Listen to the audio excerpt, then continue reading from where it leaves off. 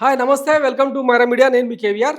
బాబు గారు, ఆయన కొడుకు లోకేష్ బాబు గారు, తర్వాత ఓ పెద్ద టీము ఇంచుమించు 105 కోట్ల ఖర్చుతో దావోస్‌కెళ్ళి పెద్ద ఎత్తున పెట్టుబడులు తీసుకొచ్చేందుకు చంద్రబాబు గారు అహర్నిశలు కష్టపడుతూ ఆహ్, 16 డిగ్రీల మైనస్ 16 డిగ్రీల సెల్సియస్‌లో గూడా ఉక్కపోత చలికి భయపడకుండా ఆయన ఎప్పటిలాగానే ఎప్పుడు అంటే ఏమంటారు yellow colour shirt, yellow colour ప్యాంట్‌తో ఆ వీధుల్లో తిరుగుతూ 24 గంటలు అంటే దొరికిన ఈ సమయాన్ని సద్వినియోగం చేసుకుంటూ పెద్ద ఎత్తున రాష్ట్రానికి పెట్టుబడులు తీసుకొచ్చేందుకు అని చెప్పి ఇక రకరకాల కథనాలు నిన్న మొన్న మన పచ్చపత్రికల డాన్సులు, నృత్యాలు ఇవన్నీ చూసినాం కదా!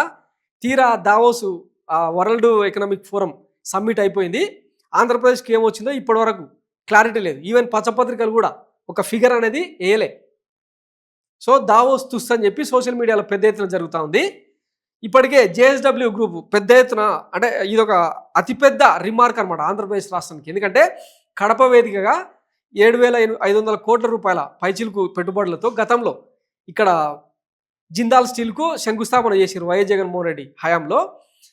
కానీ ఆ యూనిట్ ఇప్పుడు మహారాష్ట్రకు తరలిపోయింది. ఇంచుమించు 3,00,000 కోట్ల పెట్టుబడులు జిందాల్ స్టీల్ వాళ్ళు అక్కడ మహారాష్ట్రకు తీసుకెళ్ళిపోయినారన్నమాట. దీనికి కారణం ఎవరు?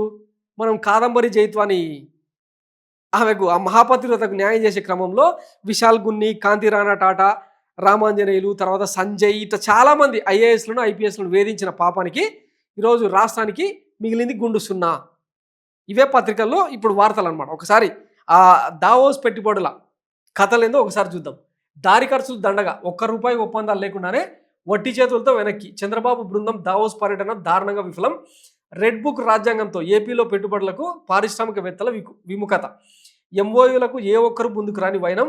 ప్రసంగాలు, ప్రెస్ మీట్లు, స్వీయ గొప్పలకే బాబు పరిమితం. మళ్ళీ ఆడ కూడా గత 5 ఏళ్లలో ఈ సైకో పాలన కారణంగా రాష్ట్రానికి ఏమీ రాలేదని చెప్పి ఆడ మాట్లాడితే పారిశ్రామికవేత్తలకు అవన్నీ ఏం అవసరం?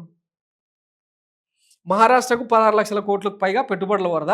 2022లో దావోస్లో 1,26,000 కోట్లతో వైఎస్ జగన్ పెట్టుబడుల ఒప్పందాలు. పక్క రాష్ట్రం తెలంగాణలో 1,76,000 కోట్ల పెట్టుబడులు అని చెప్పి పత్రికలు రాసుకొస్తా ఉన్నాయి. అంటే రేవంత్ రెడ్డి చేసినంత ఘనకార్యం కూడా ఆయన గురువుగారు చంద్రబాబు చేయలేకపోయినని ఈ వార్త సారాంశం అనమాట.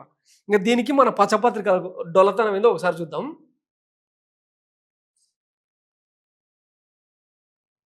ఇది ఆంధ్ర ఎడిషన్ అనమాట.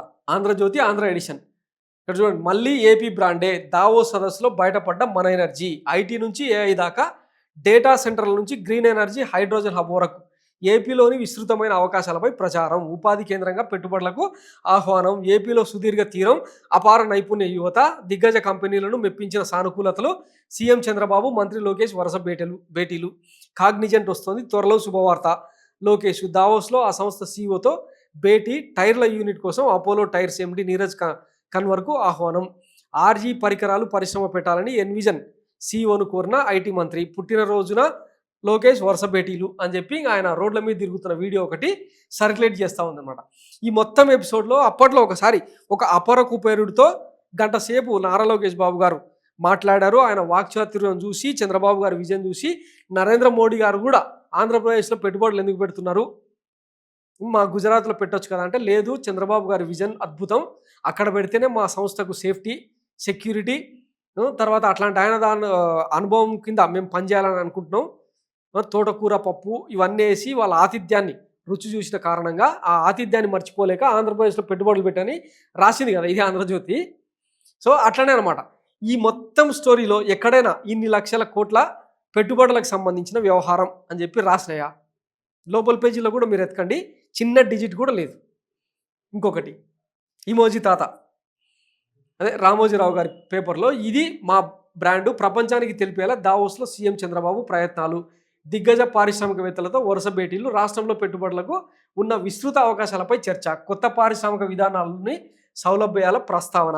ఇందులో కూడా ఏ ఒక్క దగ్గర కూడా డిజిట్ మెన్షన్ చేయలే. ఇదే పత్రికల్లో తెలంగాణ ఎడిషన్ చూడండి. వెల్లువెత్తిన పెట్టుబడులు, 91,500 కోట్ల ఒప్పందాలు. అమెజాన్ 60,000 కోట్లు, టిల్మాన్ గ్లోబల్ హోల్డింగ్స్ 15,000 కోట్లు, అక్షత్ గ్రీన్ టెక్ 7,000 కోట్లు, ఉర్సా క్లస్టర్ 5,000 కోట్లు, బ్లాక్ స్టోన్ 4,500 కోట్లు, ఇన్ఫోసిస్ విప్రోల భారీ విస్తరణ. దావోస్ వేదికగా సీఎం రేవంత్ రెడ్డి బృందంతో పలు సంస్థల ఎంఓయూలు. వీటి ద్వారా 25,800 మందికి పైగా ఉద్యోగాలు పొందే అవకాశం. దావోస్లో తెలంగాణ రైజింగ్ ఇప్పటి వరకు 1,78,950 కోట్లు పెట్టుబడులు అని చెప్పి రాసింది కదా. ఇది అంటే రేవంత్ రెడ్డి గారి మీద ఈయనడుకున్న అభిమానం కారణంగా ఈ వార్త వచ్చింది. ఇంకా మన రాధాకృష్ణులు గారి తెలంగాణ ఎడిషన్లో చూడండి, దావోస్ ధమాకా దుమ్ము రేపిన తెలంగాణ బృందం 1,78,000 కోట్ల ఒప్పందాలు. మరి ఈ ఫిగర్స్ ఆంధ్ర ఎడిషన్లలో ఎందుకు లేవు? జనరల్గా చంద్రబాబు గారికి సంకలో పత్రికలు ఆంధ్రప్రదేశ్ ప్రభుత్వం అంటే బాబు గారి ప్రభుత్వానికి వీళ్ళే కదా బ్రాండ్ అంబాసిడర్స్. ఈ పత్రికలు చెప్తే రాష్ట్ర ప్రజలకు అదొక శిలాశాసనం అనమాట, గెజిట్ పత్రికలు కదా. మరి రాయలేదు ఎందుకు? అంటే రాలేదనా, లేకపోతే మన మొహం చూసి ఎవరు పెట్టుబడులు పెట్టలేదనా, ఏం చెప్పదలుచుకున్నారు? మీకు అంటే సాక్ష్యాలు చూపించిన కదా. అంటే తెలుగు రాష్ట్రాలను గబ్బు పట్టించిన 2 తరాలను సంకనాకి ఇచ్చిన పత్రికలు ఇట్లా రాస్తాయి? ఒక డిజిట్ ఏదో మెన్షన్ చేయాలి కదా. బాబు గారు అప్పట్లో పోలవరం ప్రాజెక్టు కడితే 12 లక్షల మెట్రిక్ టన్నుల కాంక్రీట్ను ఒకటే రోజు పూసిండ్రు గోడకు అని చెప్పి రాసినప్పుడు, మరి పెట్టుబడులకు సంబంధించి ఇట్లా ఉట్టిగా మళ్ళీ బ్రాండ్ ఏంది? ఆ పెట్టుబడులకు సంబంధించిన అంకెలు సంఖ్యలు వేయాలి కదా. వేయలేదంటే దావోస్ చూస్తేనే కదా అర్థం. TV5 ఛానల్ మూర్తన్న ఎలివేషన్స్ ఒకసారి చూడండి.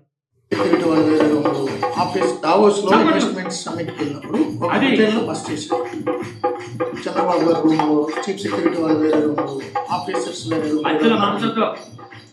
అప్పుడు -12 degrees టెంపరేచర్ ఆ రూమ్, హోటల్ రూమ్ వెంటిలేటర్ కొంచెం పగిలి మంచు మొత్తం లోపల వస్తే రాత్రి అంతా నిద్రపట్టలేదు ఈ ఆఫీసర్స్. ఇబ్బంది పడి రగ్గులు చాలా ప్రయత్నాలు చేసి హోటల్ స్టాఫ్ ఫోన్ చేసి ఏదో రాత్రి ఇబ్బంది పడి కొంచెం తెల్లవారుగా మగతగా నిద్ర పట్టింది. తెల్లవారేసరికి లేట్ అయింది. వాళ్ళు లేట్ చూడగానే చూస్తే విఐపీ లేరు. సిఎస్లో ఫోన్ చేస్తే విఐపీ లేరు, వచ్చారు అన్న. వీళ్ళ కంగారు వచ్చి గవర్నర్ రెడీ అయిపోయి అప్పుడే వెళ్ళిపోయారని చెప్పి వెళ్ళేసరికి ఇంకా స్టాల్స్ అన్ని ఓపెన్ కాదు. ఆంధ్రప్రదేశ్ స్టాల్ ఒకటే ఓపెన్ అయింది, మిగిలిన అప్పుడప్పుడే వస్తున్నారు. అప్పటికే వచ్చినటువంటి కొంతమంది పారిశ్రామికవేత్తలు ఆంధ్రప్రదేశ్ స్టాల్ దగ్గర ఉంటే వాళ్ళందరూ రగ్గులు మఫ్లర్లు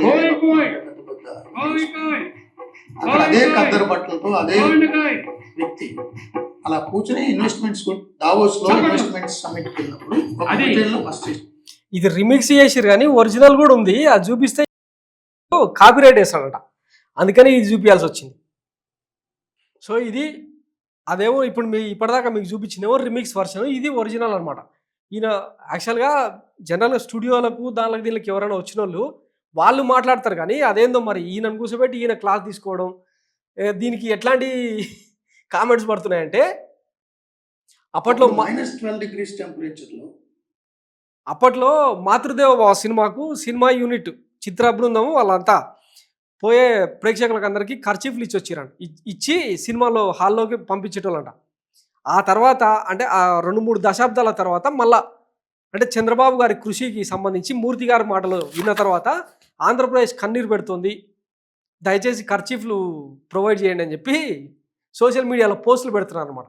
-12 degrees చలిలో హోటల్ గదిలో ఒక గ్లాస్ పగలడం వల్ల ఆ గాలికి తట్టుకోలేక మొత్తం వీళ్ళు ఆఫీసర్లు అందరూ ముసుగుదాన్ని పడుకుంటే బాబు గారేమో ఇంత దూరం వచ్చినాం కదా, టైం ఎందుకు వేస్ట్ చేయాలి, అసలే పేద రాష్ట్రం అని చెప్పి ఆయన తన కష్టం ఏదో తాను పడాలని ట్రై చేస్తే ఆఫీసర్లు అందరూ సిగ్గుతో చచ్చిపోయి ఇక నోట్లో గుడ్డలు కుక్కొని ఏడిచిరని చెప్పి మన మూర్తన్న చెప్తున్నాను అనమాట TV5 ఛానల్లో. ఇట్లాంటి ఎలివేషన్స్ అన్నట్టు ఒకవేళ నిజంగానే పెట్టుబడులకు సంబంధించి ఒక 10,000 కోట్లు 30,000 కోట్లు 1,00,000 కోట్లు వచ్చుంటే ఇంకా ఏ రేంజ్లో ఎలివేషన్స్ వచ్చాయి. సో ఇదే అనమాట ఆంధ్రప్రదేశ్ పట్టిన దుర్గతి, ప్రమోషన్లతోనే చంపేస్తారు అన్నట్టు. Thanks for watching my media. నేను మీ కేవీఆర్. Thank you.